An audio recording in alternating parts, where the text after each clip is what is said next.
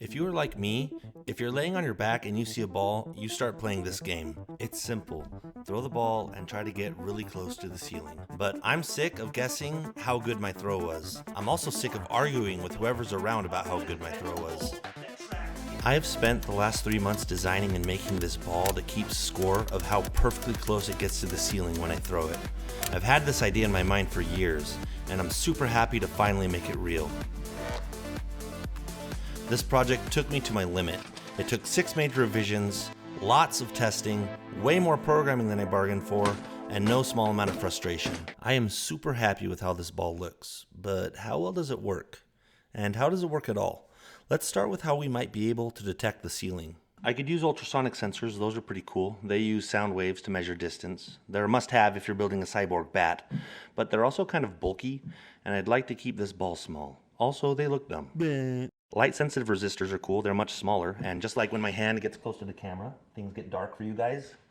These resistors would pick up less light as they get closer to the ceiling, but I would need a boatload of them, and they'd also be really sensitive to environmental factors like how well lit the room is and what color ceiling you have, so I don't think those are the best idea either. Last option, accelerometers.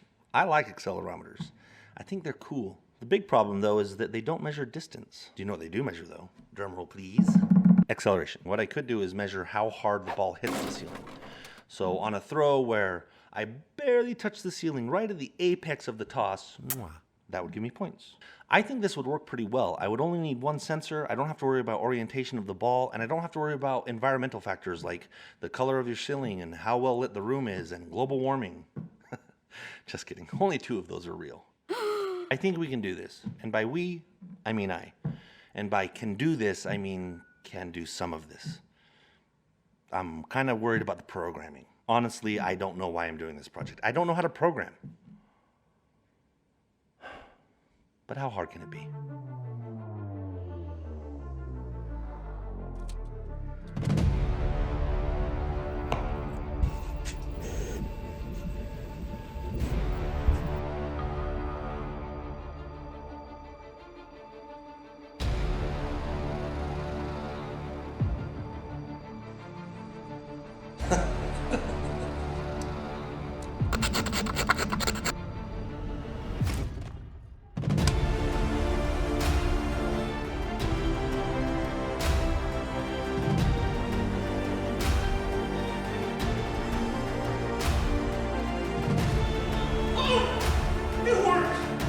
It worked!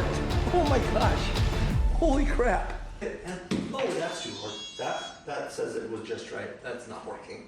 Shit. Okay, first let's talk about what's working. This spider ball thing works great. I love it. It's printed out of TPU filament, so it's really flexible, and I can put it around the 2 halves of the ball, and it holds them together without having to use any screws, which I love.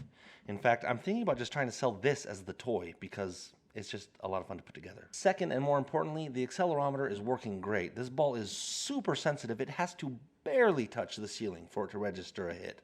These accelerometers are just really cool. In fact, let me explain how they work. Imagine you have a truck, and in the back of it you have a piece of grade A certified low friction ice. If you were to attach the ice to the front and rear of the truck bed with some rubber bands, you would have the makings of an accelerometer. As you speed up, the ice would slide backwards, and as you brake, it would slide forward, returning to an equilibrium when you were at a constant speed. Now, if we could measure the movement of the ice block, we would be able to correlate that with the acceleration of the truck. And that is pretty much exactly how accelerometers work. Microscopic little red trucks. The only question you should have at this point is how do they keep the ice from melting? Okay, now for what doesn't work. My program. My program doesn't work. I knew it wasn't going to work. But how hard can it be? Pretty dang hard past me. Me trying to program is like a person who wants to take a drive, but the only thing they know about cars is that you have to turn the key to start them and that they need batteries. So you sit down in the car, turn the keys, and nothing happens. What the heck? Why doesn't this car work, you wonder? Then you notice a small battery on the floor. You also notice some electrical symbols next to what could only be described as a battery hole. So you put the battery into the battery hole and give the key another try. And this time it works. Not because of the battery, but because you turned the key clockwise this time instead of counterclockwise like last time. It's a frustrating process, to say the least. In fact, it's so frustrating that it made me break my chair. But then I couldn't break it enough, so I had to change my approach. And that's why in these scenes I'm sitting in a nice comfy chair, but in these ones I'm sitting in this folding chair. But then my wife bought me this new comfy chair because she loves me. Or maybe just because she loves online shopping. Either way, my butt and lower back thank her. The following weeks were slow progress. Lots of debugging, just little things like how these two variables, not the same. But Python doesn't tell you that there's an error. Instead, it just creates a new variable called lowercase l loop count. And that's how chairs get broken. But it wasn't just code. There was other stuff too, like how impacting the ceiling sometimes would vibrate the batteries loose, causing voltage dips. There were a lot of revisions, a lot of testing, and way too much brain stimulation. It was frustrating, but it was also really satisfying to see the incremental improvements in the ball's performance as I worked through the issues. Still though, the ball just wasn't as reliable as I wanted it to be. And I was starting to worry that I wasn't going to be able to make this work. Finally, after looking at some data from the accelerometer, I found what I was hoping would be the last big problem, and its name was the Nyquist frequency. Let me explain. Let's say the blue line here is the acceleration of the ball and the spike is the impact with the ceiling. My accelerometer doesn't see the blue line, it just samples it at a certain rate or frequency. If that frequency is too low, we can see that we can totally miss the spike. The Nyquist frequency is the minimum sampling rate needed to get an accurate representation of the acceleration. So I have two options to get to this frequency. First, I could increase the sampling rate by optimizing my code to prioritize that rate. Alternatively, I could increase the time over which the acceleration occurs by adding more cushion to the ball. Doing both of these will obviously compound the effect, so that's what I'm going to do. This means that I can't use my spider ball. I love this thing, but it just doesn't provide enough cushion. Instead, I'm going to cast foam around the ball and see how that works. So let's do it.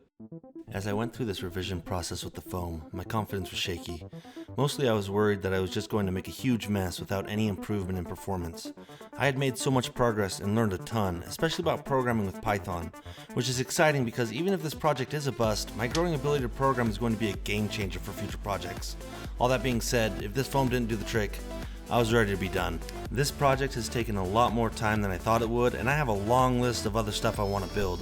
So work or not, this is the last rev. But the foam turned out great. Super excited about it, and now all that's left to do is test this thing. My hope is that if my throw is too soft and I miss a ceiling, or my throw is too hard and I hit the ceiling with too much speed, the ball will register a throw, but not a point. The next goal is, of course, that if I hit the ceiling softly, I get a point.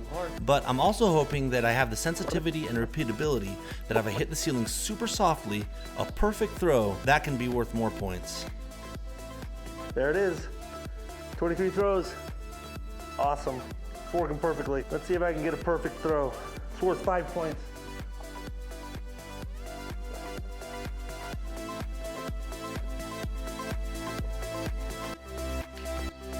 That was it. That's a perfect.